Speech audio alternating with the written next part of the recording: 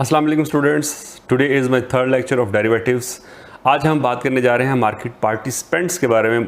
कौन लोग होते हैं जो मार्केट को डिराइव करते हैं, जो मार्केट को हैंडल करते हैं, जो मार्केट को चला रहे होते हैं। हमें इसके बारे में अच्छी तरह से नॉलेज होनी चाहिए, क्योंकि जब हम मार्केट कॉन्ट्रैक्ट्स के अंदर एंटर होंगे तो हमें इन प्लेयर्स का तो पता होना चाहिए कि कौन लोग हैं जो मार्केट के अंदर कॉन्ट्रैक्ट्स कर रहे हैं।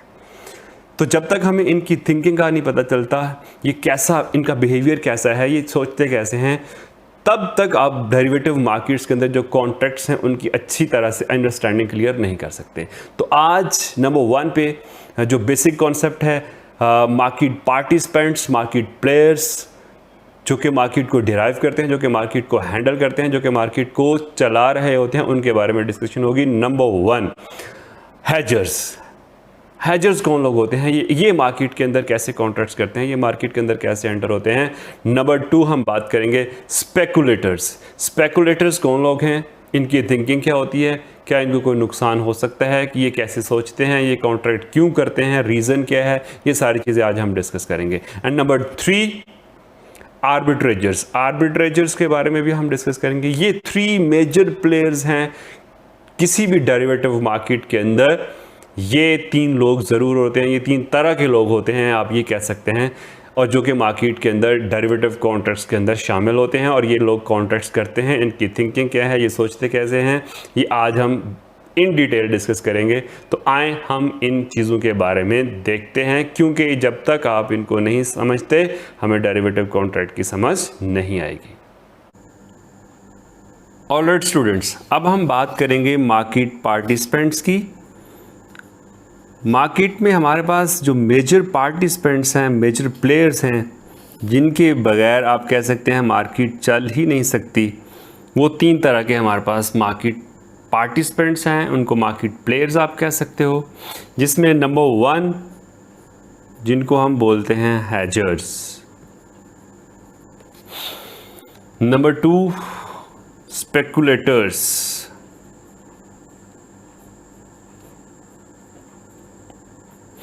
And number 3 आर्बिट्रेजर्स। अब 1 बाय 1 हमने इनको अच्छी तरह से एक्सप्लेन करना है ताकि कोई कन्फ्यूजन ना रहे। हेजर्स कौन से लोग होते हैं, आर्बिट्रेजर्स कौन से लोग होते हैं, इनको हम अच्छे से आज एक्सप्लेन करेंगे ताकि फ़र्दर हमारे पास कोई भी प्रॉब्लम ना रहे हमारे सब्जेक्ट में। तो सबसे पहले मैं बात करूंगा कि हमारे पास एक मार्केट है, हेजर्स की बात करते हैं। ये मेरे पास मार्केट है जिसको मैं मार्केट नंबर 1 कंसीडर कर रहा हूँ। मार्केट नंबर 1, इस मार्केट में हमारे पास कुछ फार्मर्स हैं जो कि अपनी वीट क्रॉप करेंगे after 3 month. After 3 month they will crop their wheat. अब आपको पता होना चाहिए जो फार्मर्स होते हैं उनके लिए सबसे बड़ा प्रॉब्लम क्या होता है कि वो सोचते हैं कि आज जैसे क्रॉपिंग से पहले पहले बड़ी अच्छी प्राइसेस चल रही है मार्केट में, और जब वो क्रॉप कर लेंगे तो prices will down, will decrease, declining trend होगा। तो उन्होंने ये सोचा कि सपोज़ करें जी आज हमारे पास जो वीट है इसकी करंटली मार्केट में जो प्राइस चल रही है ₹60 पर केजी है, और ये प्राइस उनके लिए बड़ी फेवरेबल है। वो सोचते हैं कि इतनी ही प्राइस होनी चाहिए जब हमारे पास आफ्टर 3 मंथ हमारी गंदम रेडी हो सेल करने के लिए, तो तब भी इतनी ही प्राइस होनी चाहिए। लेकिन उनको एक डर है, उनको एक ख़तरा है, उनको एक रिस्क है कि जब हम आफ्टर 3 मंथ हमारी फसल रेडी होगी तो उस वक्त प्राइसेस डिक्लाइन हो सकती हैं, कम हो सकती हैं, तो वो हमारे लिए बहुत बड़ा रिस्क है। यानी करंटली इस वक्त इनको ख़तरा है, फियर ऑफ लॉस है, और आपको पता होना चाहिए फियर ऑफ लॉस को ही हम रिस्क बोलते हैं। अच्छा जी, अब इस फियर को ख़त्म करने के लिए जो फार्मर्स हैं इनको कोई पार्टी चाहिए जो इनके साथ कॉन्ट्रैक्ट करे,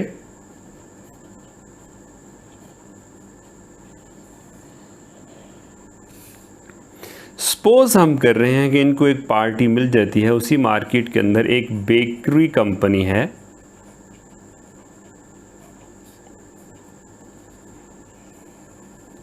और इस वक्त ये लोग सोच रहे हैं, बेकरी कंपनी का जो ओनर है वो ये सोचते हैं कि हमारे पास इस वक्त जो गंदम है, चूँकि बेकरी कंपनी को भी गंदम की ज़रूरत पड़ेगी डेफिनेटली उनको अपनी प्रोडक्ट्स बनाने के लिए, तो ये लोग सोचते हैं कि हमारे पास इस वक्त अगर किसी भी फार्मर से हमारा 60 रुपीज़ पर केजी के हिसाब से गंदम का कॉन्ट्रैक्ट हो जाए तो आफ्टर 3 मंथ हम फार्मर से गंदम ख़रीदने के लिए रेडी हैं।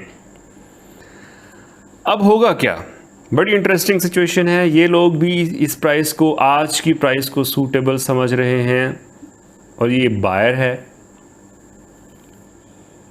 आपको इसके सेंटिमेंट्स का पता होना चाहिए और फार्मर क्या हैं, सेलर्स हैं, इसके सेंटिमेंट्स का भी आपको पता होना चाहिए क्योंकि हम डिस्कस कर चुके हैं ऑलरेडी। ये बायर है और ये सेलर है, दोनों ही इस प्राइस पे एग्री हैं।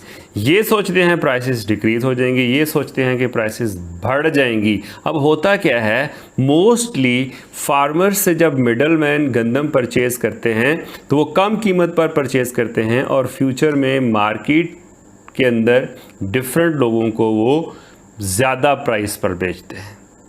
आपके जो कमीशन एजेंट्स होते हैं, आपके जो ब्रोकर्स हैं मंडी में, आपको आइडिया होना चाहिए वो क्या करते हैं, जिसको हम आड़ती बोलते हैं, वो क्या करते हैं कि वो इन्वेस्टर हैं बेसिकली। वो कम कीमत पे फार्मर से ख़रीदते हैं और बाद में ज़्यादा कीमत पे वो बेचते हैं। अब ये जो बेकरी कंपनी है इसको यही रिस्क है, इसको भी रिस्क है, ये भी ख़तरे में है, ये भी खौफ में है, इसको भी फियर ऑफ लॉस है, इसको भी फियर ऑफ लॉस है। राइट नाउ ये दोनों अपना फियर ख़त्म करना चाह रहे हैं और एक कॉन्ट्रैक्ट करना चाह रहे हैं जो कि दोनों के लिए सूटेबल है। तो कॉन्ट्रैक्ट डन हो गया जी। आफ्टर 3 मंथ क्या होगा, फार्मर्स सेल करेंगे गंदम बेकरी कंपनी को 60 पर केजी के हिसाब से। ये बात तो डन होगी। अब मैं आपको बताऊं, जो लोग अपना रिस्क रिड्यूस करने के लिए, क्योंकि एग्जिस्टिंग पोजीशन में दोनों के पास रिस्क है, जो भी लोग अपना रिस्क रिड्यूस करने के लिए इस तरह से कॉन्ट्रैक्ट करते हैं उनको हम हैजर्स बोलते हैं। अब इनकी हैजर्स की जो मेन पॉइंट्स हैं हैजर्स के अंदर, जिसमें नंबर 1 में पॉइंट लिखना चाहूँगा, दे have existing risk.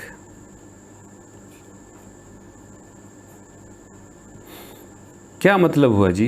They have existing risk, they have existing exposure, मतलब करंटली ये दोनों ही मुश्किल हालात में, मतलब ये दोनों ही इस प्रॉब्लम में है कि बेकरी कंपनी के अंदर इसकी इन्वेस्टमेंट है, तो अगर ज़्यादा कीमत पे चीज़ें, यानी इसकी जो रॉ मटेरियल है गंदम, उसको ज़्यादा कीमत पे मिलेगा तो उसके लिए फ्यूचर में प्रॉब्लम बन जाएगी। करंटली इसके पास एग्जिस्टिंग रिस्क है और ये कॉन्ट्रैक्ट क्यों कर रहा है, रीज़न ऑफ कॉन्ट्रैक्ट क्या है इन दोनों की। हैजर्स हमेशा जो कॉन्ट्रैक्ट करते हैं उसके पीछे वजह होती है, they want to reduce risk, they want to minimum risk. अच्छा, रिस्क रिड्यूस तो वही लोग कर सकते हैं ना जिनके पास एग्जिस्टिंग रिस्क होगा, और अगर किसी के पास एग्जिस्टिंग रिस्क अवेलेबल ही नहीं है तो वो उसको रिड्यूस कैसे कर सकता है। तो सबसे पहली करैक्टरिस्टिक हैजर्स की क्या होती है, they have existing risk and why they are going to make an contract, क्योंकि वो अपना रिस्क रिड्यूस करना चाहते हैं। यानी कॉन्ट्रैक्ट की रीज़न क्या है, टू रिड्यूस रिस्क, क्योंकि उनके पास एग्जिस्टिंग रिस्क है। अब होगा क्या, बड़ी इंटरेस्टिंग सिचुएशन बनने वाली है। यहाँ पर एक बंदा है या कुछ लोग हैं, ग्रुप ऑफ पीपल है, मैं सपोज यहाँ पर कर रहा हूँ कि मिस्टर ए यहाँ पर एक बंदा है, वो ये सोच रहा है कि ये जो फार्मर्स हैं ये तो बहुत गलत काम कर रहे हैं, इनको आइडिया ही नहीं है कि फ्यूचर में वीट की प्राइस बहुत ज़्यादा होगी और ये कम कीमत पर बेचने के लिए रेडी हैं और बेचते जा रहे हैं।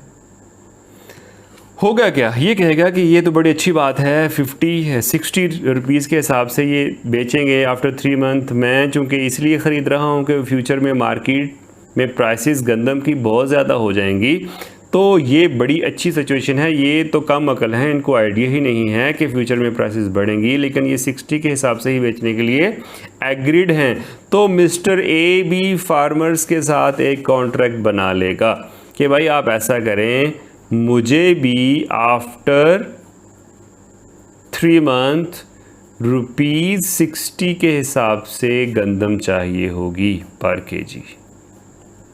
तो मिस्टर ए क्या कर रहा है, मिस्टर ए कॉन्ट्रैक्ट कर रहा है फार्मर्स के साथ कि मुझे भी, क्योंकि आप लोग बेकरी कंपनी को इतनी अमाउंट पर सेल करेंगे तो मुझे भी कर दीजिएगा।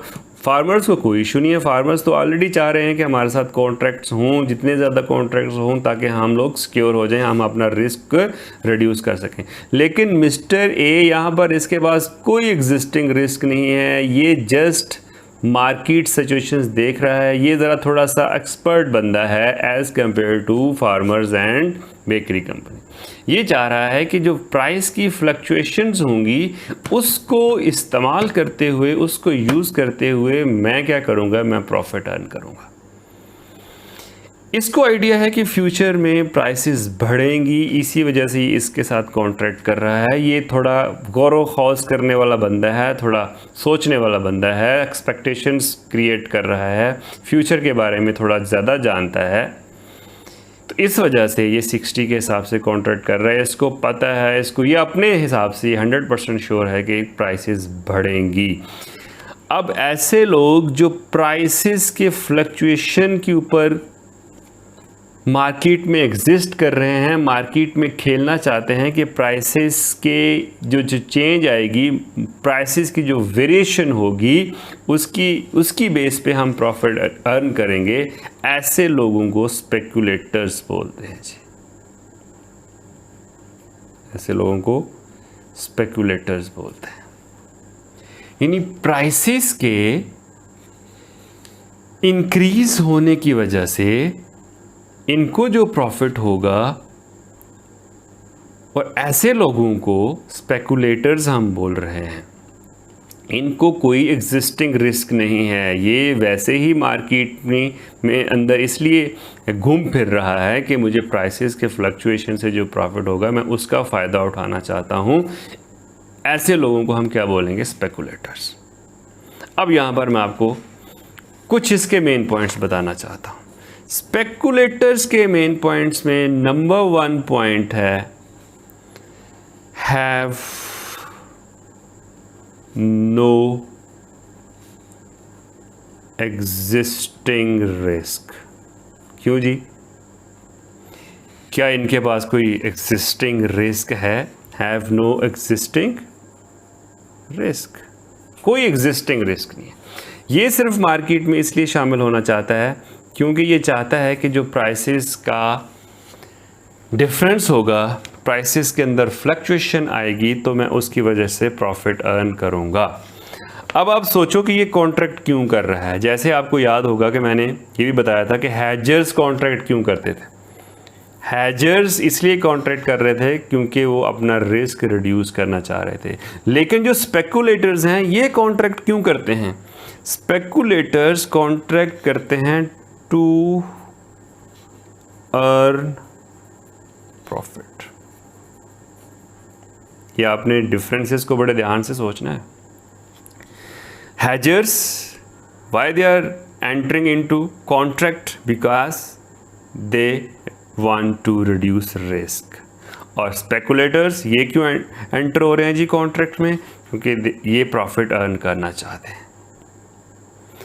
और ये कॉन्ट्रैक्ट किस बेस पर कर रहे होते हैं?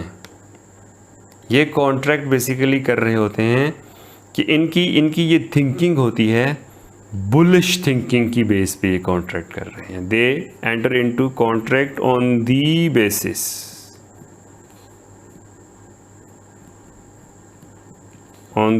Of bullish thinking.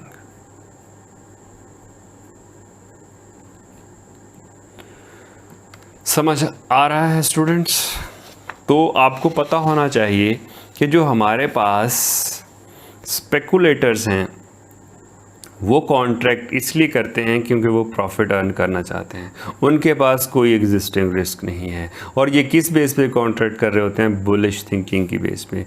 नंबर 4, क्या इनको लॉस हो सकता है? ऑफ कोर्स हो सकता है। Loss is possible. कैसे लॉस होगा जी? कॉन्ट्रैक्ट कितने के हिसाब से हुआ? 60 के हिसाब से हुआ। आफ्टर 3 मंथ क्या हो? आफ्टर 3 मंथ प्राइसेस क्या हो जाएं? डिक्रीज हो जाएं। 3 मंथ का फ़र्ज़ कर लें कॉन्ट्रैक्ट है। 3 मंथ के कॉन्ट्रैक्ट में अभी उन्होंने 3 मंथ पहले कॉन्ट्रैक्ट किया कि 60 के हिसाब से हम ख़रीदेंगे। आफ्टर 3 मंथ प्राइसेस 50 हो गई हैं। Loss is possible. यानी कि जो स्पेकुलेटर्स हैं उनको लॉस हो सकता है आफ्टर 3 मंथ। इसकी करेक्टरिस्टिक्स, स्पेकुलेटर्स की करेक्टरिस्टिक्स आपके सामने हैं। They don't have any existing risk. Why they enter into contract? To earn profit. On what basis? Bullish thinking. क्योंकि प्राइसेस इनको नज़र आ रही हैं, इनको लगता है इंक्रीज होंगी। और क्या इनको लॉस पॉसिबल है? Yes, loss is possible. Okay, लीजिए अब हम एक बड़े अच्छे मार्केट सेगमेंट में एंटर होने लगे हैं। यहाँ पर एक और साहिब हैं जिसको हम मिस्टर सी का नाम दे रहे हैं, और ये एक और मार्केट में बैठा हुआ है। ये मार्केट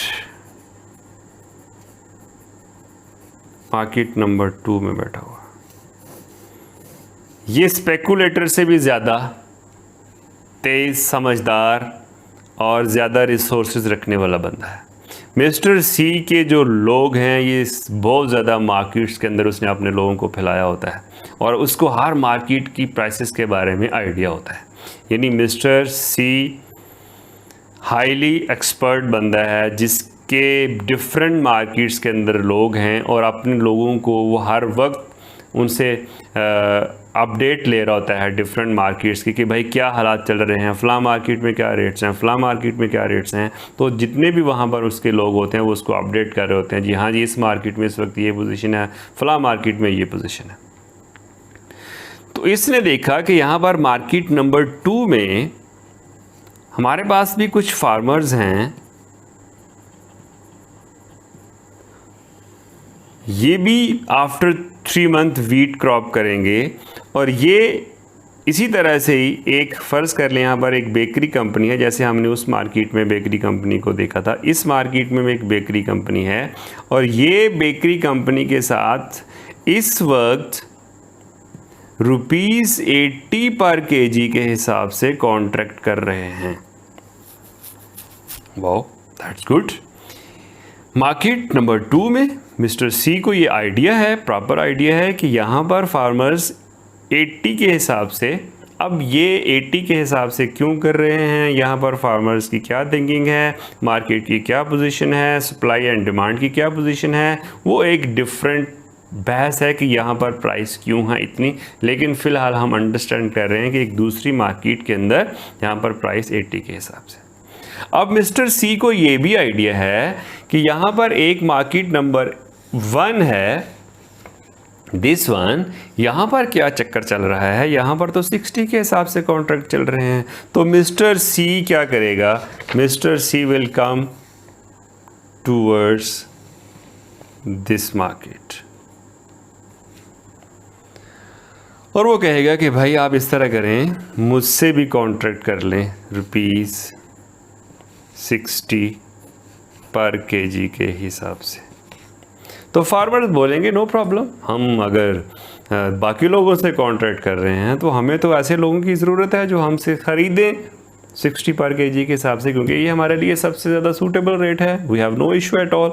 तो मिस्टर सी ने यहाँ पर एक कॉन्ट्रैक्ट कर लिया है जी, क्योंकि ये ज़्यादा एक्सपर्ट बंदा है, इसको डिफरेंट मार्केट्स के बारे में आइडिया है। तो मिस्टर सी ने फार्मर्स के साथ मार्केट 1 में कॉन्ट्रैक्ट कर लिया इतनी प्राइस पे। ओके, अब वो मार्केट नंबर 2 में आएगा मिस्टर सी दोबारा से, वो कहेगा अपने फार्मर्स को, उनके पास देखेगा कि ये कैसा कॉन्ट्रैक्ट कर रहे हैं। फार्मर्स 80 के हिसाब से सेल कर रहे हैं बेकरी कंपनी को, वो बेकरी कंपनी से कॉन्ट्रैक्ट करेगा, क्योंकि इस वक्त उसका टारगेट बेकरी कंपनी होनी चाहिए जितनी भी उस मार्केट में होंगी। वो कहेगा कि भाई आप फार्मर्स से 80 पर केजी के हिसाब से ख़रीद रहे हो तो मुझसे भी ख़रीद लें। तो ये एक कॉन्ट्रैक्ट इसके साथ भी बना लेगा, यानी मिस्टर सी बेकरी कंपनी के साथ भी कॉन्ट्रैक्ट बना रहा है। और वो कहेगा जी मैं आपको ₹80 के हिसाब से सेल करूँगा। अब आपको समझ तो आ रही होगी क्या चक्कर चला रहा है मिस्टर सी। वहाँ पर कॉन्ट्रैक्ट किया था 60 के हिसाब से, यहाँ पर दूसरी मार्केट में कॉन्ट्रैक्ट कर रहा है 80 के हिसाब से बेचेगा। यानी mister C at a time 2 contracts के अंदर इन्वॉल्व है। एक मार्केट नंबर 1 में भी कॉन्ट्रैक्ट कर रहा है और मार्केट नंबर 2 में भी कॉन्ट्रैक्ट कर रहा है। मार्केट नंबर 2 में वो बेकरी कंपनी के साथ कॉन्ट्रैक्ट कर रहा है। तो 2 डिफरेंट मार्केट्स के अंदर जो प्राइसेस की वेरिएशन है, जो प्राइसेस का चेंज है, उसकी बेस पे वो प्रॉफिट अर्न करेगा। अब मैं अगर मिस्टर सी को क्या नाम देना है जी, पहले तो इसको नाम दे देना। मिस्टर सी को हम बोलेंगे आर्बिट्रेजर, आर्बिट्रेजर्स।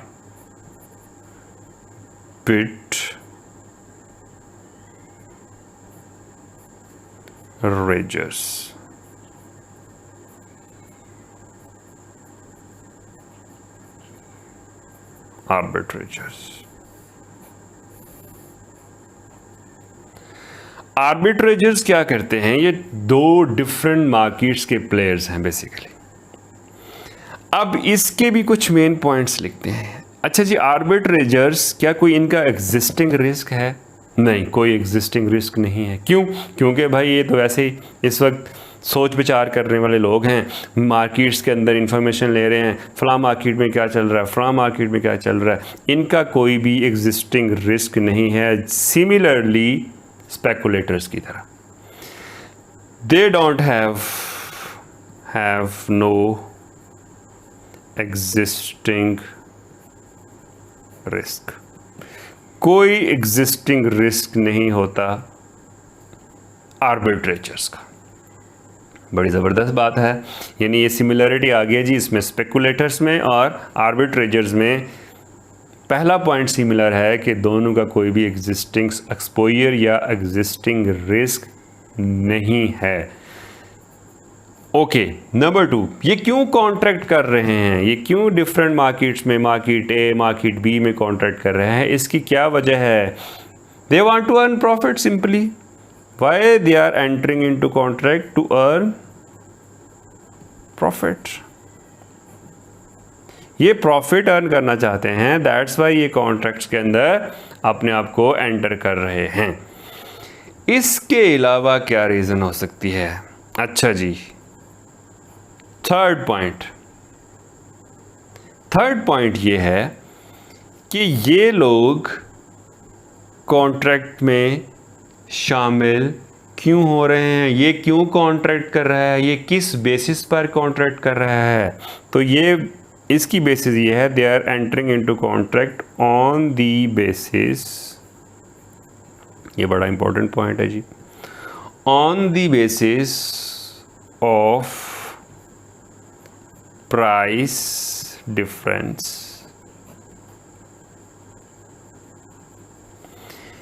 इन डिफरेंट मार्केट्स। यानी इनको पता है कि डिफरेंट मार्केट्स के अंदर प्राइसेस चूँकि डिफरेंट हैं, तो जब प्राइसेस डिफरेंट होंगी तो फ़ायदा क्या होगा? फ़ायदा ये होगा कि एक मार्केट से कम कीमत पर ख़रीदो और दूसरी मार्केट में ज़्यादा पे बेच दो, सिंपली।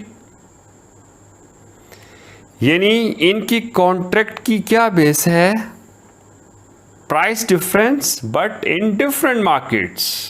अच्छा, यहां पर स्पेकुलेटर्स के पास क्या बेसिस थी? स्पेकुलेटर बुलिश थिंकिंग रखता था एक ही मार्केट के अंदर। वो कहता है जी फ्यूचर में प्राइसेस बढ़ेंगी, दैट्स वाई मैं इस कॉन्ट्रैक्ट को कर रहा हूं, मेरे कॉन्ट्रैक्ट करने की ये बेस है। लेकिन जो आर्बिट्रेजर्स हैं उनकी क्या बेस है? वो ये जानते हैं कि भाई एक मार्केट में प्राइस ये है, दूसरी मार्केट में उनको पता है प्राइस क्या चल रही है, वो कॉन्ट्रैक्ट कर चुके हैं। 60 के हिसाब से खरीदेंगे, 80 के हिसाब से बेचेंगे। They have done 2 contracts. Number 4, क्या आर्बिट्रेजर्स को लॉस हो सकता है? नेवर एवर, कभी भी नहीं, क्योंकि यही तो हैं जो सबसे ज़्यादा एक्सपर्ट बंदे हैं, ये सबसे ज़्यादा रिसोर्सेज वाले लोग हैं, क्योंकि इन्होंने डिफरेंट मार्केट्स के अंदर अपने लोगों को रखा हुआ है। And loss is not possible.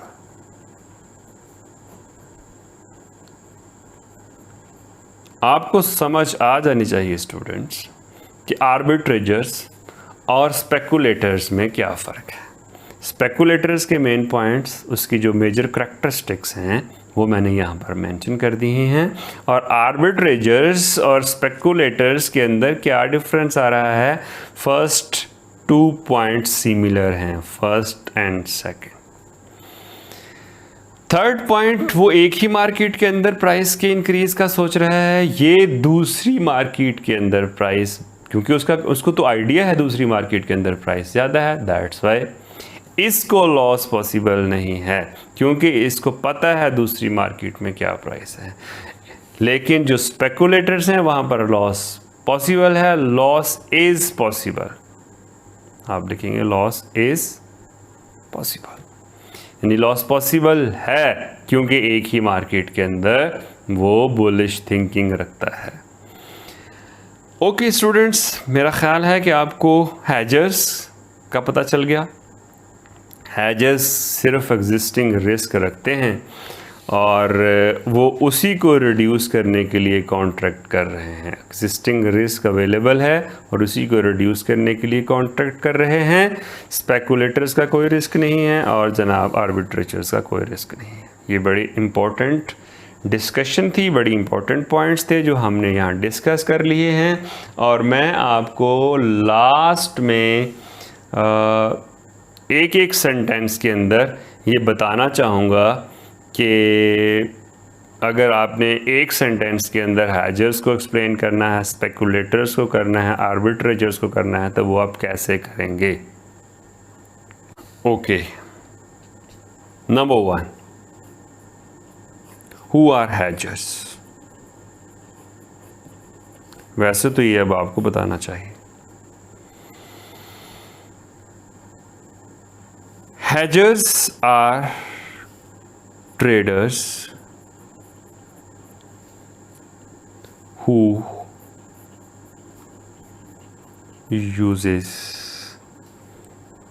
derivatives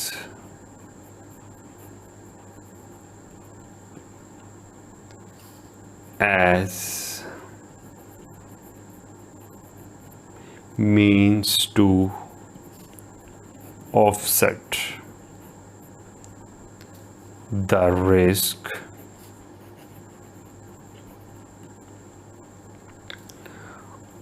of a position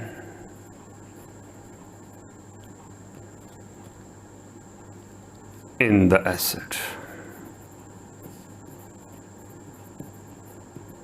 यानी वो अपना रिस्क ऑफसेट कर रहे हैं। ये बात हम पहले ही देख चुके हैं कि वो अपना रिस्क रिड्यूस कर रहे हैं क्योंकि उनके पास एग्जिस्टिंग रिस्क होता है। ये हैजर्स की एक सेंटेंस के अंदर एक्सप्लेनेशन है। Number 2, who are speculators?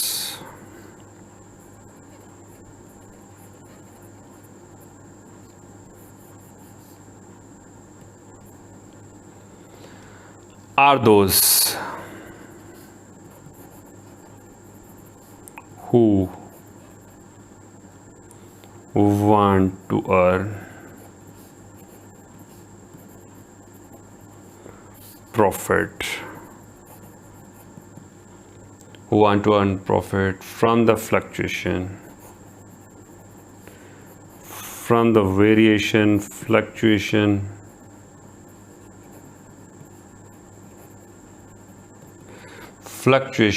or variation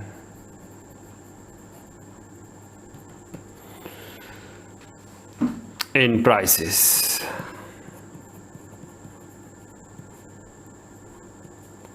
They have bullish thinking, speculators. पता है ना आपको? बिल्कुल ठीक है। Number 3, arbitrageurs.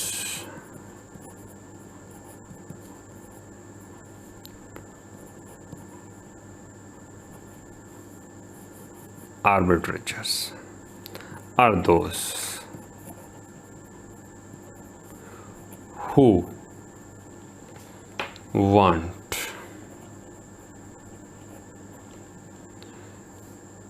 to earn profit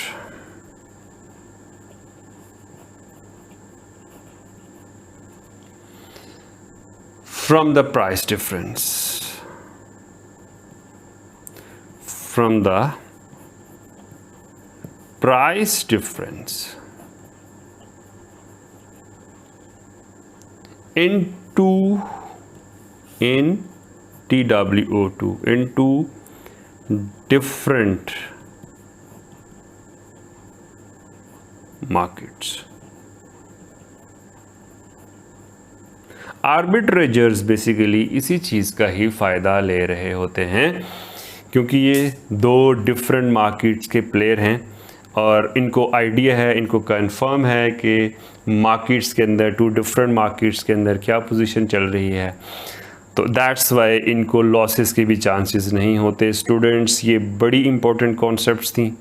हैजर्स, speculators, आर्बिट्रेजर्स। मेरा ख्याल है जब भी हम फ्यूचर में स्पेकुलेटर्स का नाम यूज़ करेंगे, हैजर्स का यूज़ करेंगे, आर्बिट्रेजर्स का यूज़ करेंगे, तो आपको फ़ौरन आइडिया होगा कि इनका क्या मतलब है।